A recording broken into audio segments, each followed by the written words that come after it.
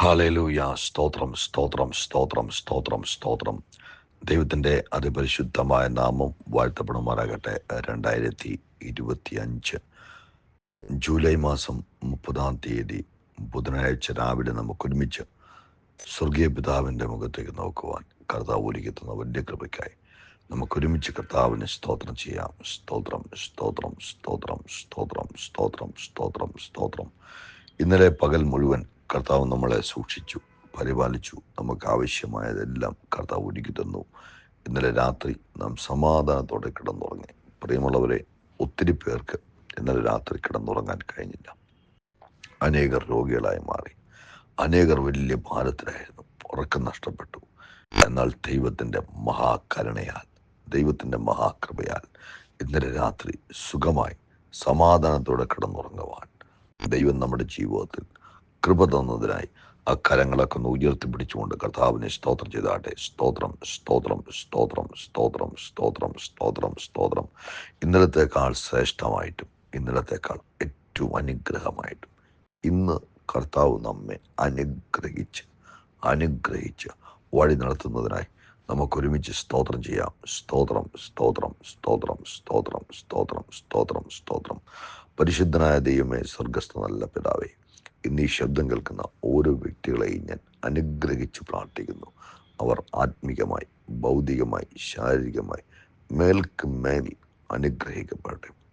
അപ്പോൾ തന്നെ പിതാവേ, ജോലിയില്ലാതെ ഭാരപ്പെട്ടിരിക്കുന്ന എല്ലാ പ്രിയപ്പെട്ടവർക്കും വേണ്ടി ഞാൻ പ്രാർത്ഥിക്കുന്നു. അവർക്ക് ജോലി കൊടുത്ത് കർത്താവ് അനുഗ്രഹിക്കണം എന്നെങ്കിലോട് പ്രാർത്ഥിക്കുന്നു.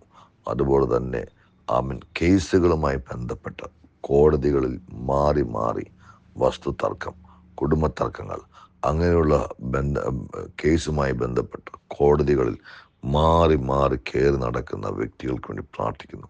അവരുടെ കേസുകളിൽ നിന്ന് ദൈവം അവരെ സ്വതന്ത്രമാക്കണമേ. നസ്രാനായ യേശുവിൻ്റെ നാമത്തിൽ ആ കേസുകളിൽ നിന്നവർ പുറത്തു വരട്ടെ. അതുപോലെ തന്നെ വിവാഹം കഴിഞ്ഞിട്ട് കുഞ്ഞുങ്ങളില്ലാതെ ഭാരപ്പെട്ടിരിക്കുന്ന ഓരോ ദമ്പതികൾക്കും വേണ്ടി പ്രാർത്ഥിക്കുന്നു. യേശുവിൻ്റെ നാമത്തിൽ അവർക്ക് തലമുറകൾ ജനിക്കട്ടെ. നസ്രാനായ യേശുവിൻ്റെ നാമത്തിൽ തലമുറകൾ ഉണ്ടാകുവാൻ ഞാൻ കൽപ്പിക്കുന്നു. അതുപോലെ തന്നെ പിതാവേ, ഇന്ന് രോഗത്താൽ ഭാരപ്പെട്ടിരിക്കുന്ന ഓരോ വ്യക്തികൾക്കും വേണ്ടി പ്രാർത്ഥിക്കുന്നു. മുട്ടിൽ നീര് വീണ് വളരെ വേദനയായി ഭാരപ്പെടുന്നവർ യേശു ക്രിസ്തുവിൻ നാമത്തിൽ ഇപ്പോൾ സൗഖ്യമാകുവാൻ ഞാൻ കൽപ്പിക്കുന്നു. അതുപോലെ തന്നെ കണ്ണിന് കാഴ്ച നഷ്ടപ്പെട്ട് വളരെ ഭാരപ്പെട്ടിരിക്കുന്ന വ്യക്തികൾക്ക് യേശുവിൻ്റെ നാമത്തിൽ കണ്ണിന് കാഴ്ച മടങ്ങി വരട്ടെ. ഷുഗർ കൂടിയ നിമിത്തം ഉണ്ടാകുന്ന കൈകാലുകളുടെ മരപ്പ്, അതുമായി ബന്ധപ്പെട്ട് വരുന്ന സകല രോഗങ്ങളും യേശുവിൻ്റെ നാമത്തിൽ സൗഖ്യമാകട്ടെ.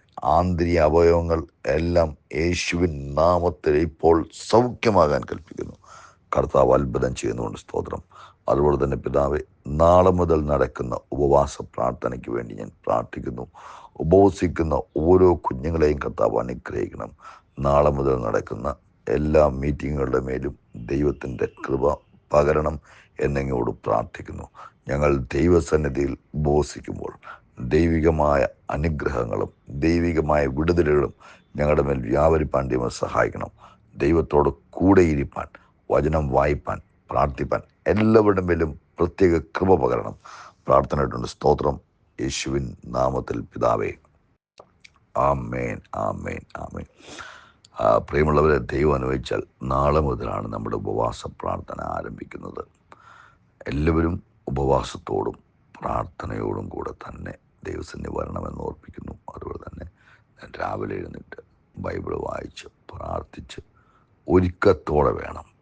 ദൈവമേ, എന്നോടങ്ങ് സംസാരിക്കണമേ, അങ്ങയുടെ വചനപ്രകാരം എന്നെ പണിയണമേ എന്നുള്ള പ്രാർത്ഥനയോടെ വന്നാൽ നിശ്ചയമായിട്ടും നിങ്ങളെ ദൈവം പണിയും, നിങ്ങളോട് ദൈവം സംസാരിക്കും.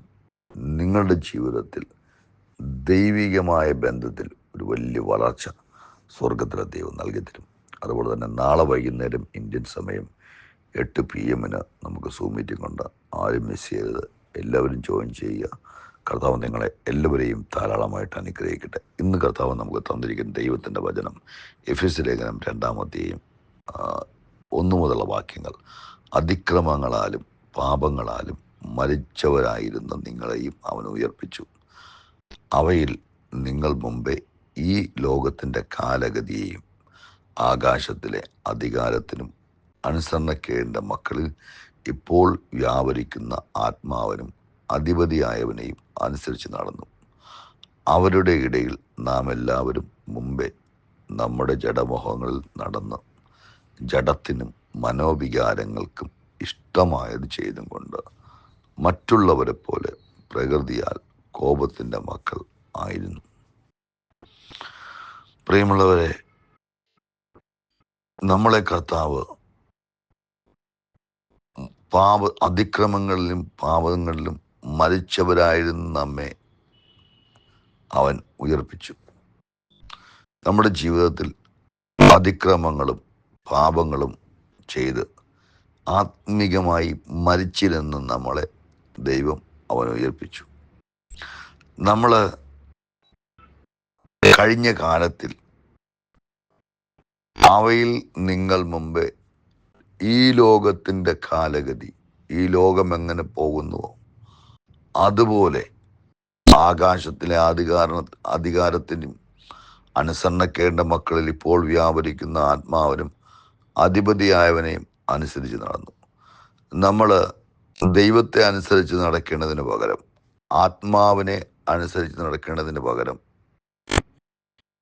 ആകാശത്തിലെ അധികാരത്തിനും അനുസരണക്കേടിൻ്റെ മക്കളിൽ ഇപ്പോൾ വ്യാപരിക്കുന്ന ആത്മാവിനും അധിപതിയായവനെയും അനുസരിച്ച് നടന്നു. അപ്പൊ ആത്മാവിനെ അനുസരിച്ച് നടന്നില്ലെങ്കിൽ അനുസരണക്കേടിൻ്റെ മക്കളിൽ ഇപ്പോൾ വ്യാപരിക്കുന്ന ആത്മാവിന് അധിപതിയായവനെയും അനുസരിച്ച് നടക്കേണ്ടി വരും. അടുത്തത്, അവരുടെ ഇടയിൽ നാം എല്ലാവരും മുമ്പേ ജഡമോഹങ്ങളിൽ നടന്നു. നമ്മൾ പരിശുദ്ധാത്മാവിനെ അനുസരിച്ച് നടന്നില്ലെങ്കിൽ നമ്മൾ ജഡമോഹങ്ങളിൽ നടക്കും. ജഡത്തിനും മനോവികാരങ്ങൾക്കും ഇഷ്ടമായത് ചെയ്തും കൊണ്ട് മറ്റുള്ളവരെ പോലെ പ്രകൃതിയാൽ കോപത്തിൻ്റെ മക്കൾ ആയിരുന്നു. അപ്പോൾ ആത്മാവിനെ അനുസരിച്ച് നടന്നില്ലെങ്കിൽ ജഡത്തിനും മനോവികാരങ്ങൾക്കും ഇഷ്ടമായത് ചെയ്തുകൊണ്ട് മറ്റുള്ളവരെ പോലെ എന്ന് പറഞ്ഞാൽ രക്ഷിക്കപ്പെട്ട വ്യക്തിയാണോ, പരിശുദ്ധാത്മാവുള്ള വ്യക്തിയാണോ, കർത്താവിൻ്റെ മേശയിൽ പങ്കാളിയാകുന്ന വ്യക്തിയാണോ എന്നൊരു വ്യത്യാസം ഉണ്ടാകത്തില്ല. നമ്മളെ ലോകത്തിൽ നിന്ന് കർത്താവ് നിത്യജീവൻ നൽകി വീണ്ടെടുത്തെങ്കിൽ നമ്മൾ മറ്റുള്ളവരെ പോലെ ആകരുത്. മറ്റുള്ളവരിൽ നിന്ന് നമുക്കൊരു വ്യത്യാസം ഉണ്ടാകണം.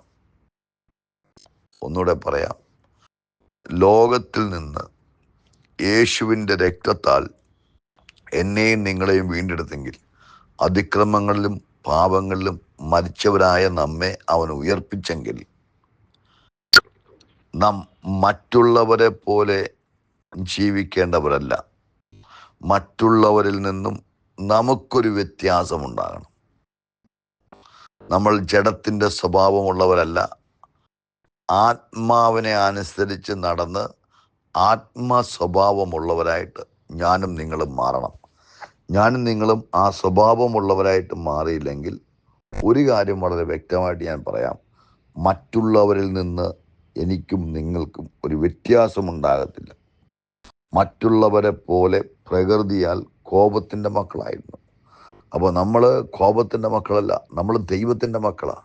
മറ്റുള്ളവരിൽ നിന്ന് ശ്രേഷ്ഠതയുള്ള ജാതിയാണ് നാം വിളിച്ചപേക്ഷിക്കുമ്പോൾ ദൈവം നമുക്കടുത്തിരിക്കുന്ന നമ്മുടെ ശ്രേഷ്ഠതയുള്ളവരാണ്. അപ്പോൾ ശ്രേഷ്ഠതയുള്ളവരാണെങ്കിൽ നാം മറ്റുള്ളവരെ പോലെ നടക്കരുത്. മറ്റുള്ളവരിൽ നിന്ന് നമുക്കൊരു വ്യത്യാസം വേണം. മറ്റുള്ളവർ സംസാരിക്കുന്നത് പോലെ, മറ്റുള്ളവർ നടക്കുന്നത് പോലെ, മറ്റുള്ളവർ ജീവിക്കുന്നത് പോലെ നാം ജീവിക്കരുത്. അവരിൽ നിന്ന് നമുക്കൊരു വ്യത്യാസം വേണം. കാരണം നാം അതിക്രമങ്ങളാലും പാപങ്ങളാലും മരിച്ചവനായിരുന്നു. ദൈവം നമ്മെ ജീവിപ്പിച്ചു. മരിച്ചവരായ നിങ്ങളെ അവൻ ഉയർപ്പിച്ചു. അതുകൊണ്ട് മറ്റുള്ളവരിൽ നിന്ന് നമുക്ക് ഒരു വ്യത്യാസം ആവശ്യമാണ്. പ്രാർത്ഥിക്കാം. പിതാവേ, ഇന്ന് ഈ ശബ്ദം കേൾക്കുന്ന ഓരോ വ്യക്തികളെയും ഞാൻ അനുഗ്രഹിച്ച് പ്രാർത്ഥിക്കുന്നു. ലോകത്തിൽ ജ്യോതിസുകളെ പോലെ പ്രകാശിക്കാൻ വിളിച്ചിരിക്കുന്ന ഓരോ വ്യക്തികളും ജീവന്റെ വചനം പ്രമാണിക്കാനുള്ള കൃപ ഇവിടെ മേൽ പകരണം എന്നങ്ങോട് പ്രാർത്ഥിക്കുന്നു. പരിശുദ്ധാത്മാവ് സഹായിക്കും. ഞാനിവരെ ബ്ലസ് ചെയ്യുന്നു യേശുവിൻ നാമത്തിൽ പിതാവേ. ആമേൻ, ആമേൻ, ആമേൻ. കർത്താവ് നിങ്ങളെ എല്ലാവരെയും അനുഗ്രഹിക്കട്ടെ. മറക്കരുത്, നാളെ മുതൽ നമ്മുടെ ഫാസ്റ്റിംഗ് പ്രയർ ആരംഭിക്കണം. നാളെ രാവിലെ 10:30-ക്കാണ് വിഭാഗം ആരംഭിക്കുന്നത്. നിങ്ങൾ എന്ത് തൊട്ട് പ്രാർത്ഥിക്കണം, പ്രാർത്ഥിച്ചൊരുങ്ങണം. കർത്താവ് നിങ്ങളെ എല്ലാവരെയും ധാരാളമായിട്ട് അനുഗ്രഹിക്കട്ടെ. God bless you, God bless you, God bless you.